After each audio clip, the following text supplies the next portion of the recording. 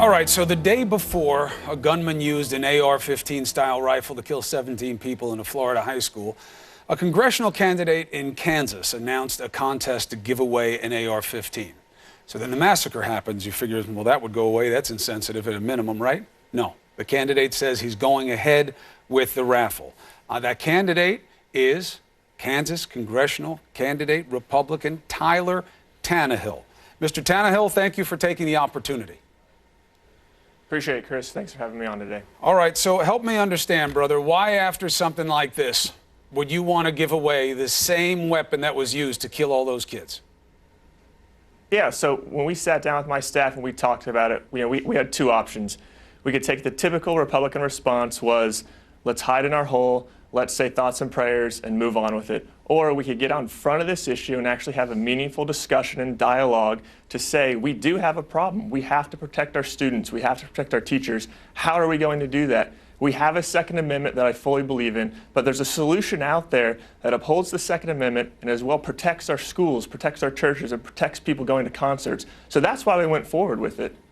I don't get that, though, as a natural consequence of that thought process. If you want to figure out how do you stop the school shootings, someone like this gunman getting access to that kind of weapon has to be part of the conversation. How does giving away the same kind of weapon show any kind of resolve to make it less likely to happen again?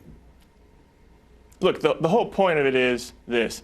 We have to have the discussion, which we are right now. Like, we've put forward a solution to the table. Not a lot of candidates, not a lot of my people in the Republican Party are doing that. A lot of people are shying away from it, and I understand what you're getting at. But we are here, we're talking about it. We've put forward a solution called the Faster Saves Lives program. We need to look at their data. They've trained over 1,100 teachers to conceal carry in the classroom. But you really believe that I don't know, but teachers, it's something to look at. You really believe that teachers are supposed to be in the business of taking on gunfire and knowing how to lead a tactical assault against somebody who's trying to kill kids in the school? If a teacher so chooses to, they should have the option. If they so choose to, they should have that option. But we also have to look at, do we have the proper funding and training for teachers, nurses, counselors to look at these students and find those students who need help, need mental health care access, need special attention? Those are things we all have to talk about. And, you know, all these people on the Facebook page and are calling me, threatening myself, my family. That's not part of the solution. And that's why I'm here. But you're I'm provoking them, for office. But you're provoking them. Look, I get it. I get it. The look, two sir, sides I'm not running for office to deal with the easy issues. This is a tough issue to tackle. Right, but how that's you why deal I'm with running it to get to D.C. How you deal with it matters. And let me point out two things on it. I think one of them is personal, one of them is policy, okay? The personal one really should be obvious. I mean, unless you were just looking to provoke a situation to get some attention, you're going to get it, and I'm not sure you're going to like it, because God forbid you knew somebody who was in that school. And then, right on the heels of it, when you're trying to get your mind around this madness, there's a guy giving away the same damn weapon that just took your loved one's life. You think that that would be seen as a constructive step forward in a conversation about how to stop it, or a slap in the face and somebody just shaming you Chris, with what you just had to live through? I am a Republican candidate. I do support the Second Amendment in the hard times and the bad. What I'm saying here today, though, is we can have a constructive dialogue to find a solution. I don't want any more school shootings to happen just as much as you don't. So let's have a conversation moving forward with realistic possibilities on how we can stop those and prevent those. And we have this Second Amendment. We have a 2008 Supreme Court case that backs up that citizens have the right to own firearms. So moving forward, the solution isn't to take away an AR-15. The gun isn't the issue. I firmly believe that. We have a deeper issue that we have to deal with in this society. And my colleagues up in the Republicans up in D.C. aren't doing that. Well, so why I'm a isn't it Republican both? candidate putting my name out there to say, let's find the solution. Well, look, I applaud the idea of looking for a solution. Your leadership in your party down there hasn't even asked the fundamental question of what we can do to stop these school shootings. So that's a necessary step. But if you look at it, okay, the data leads you to a very simple and troubling conclusion. The only thing that we have that's different than other places in the world is more weapons. That's why we have more school shootings. We have the same mental health issues. We have the same types of demographics in terms of where these happen and why they happen.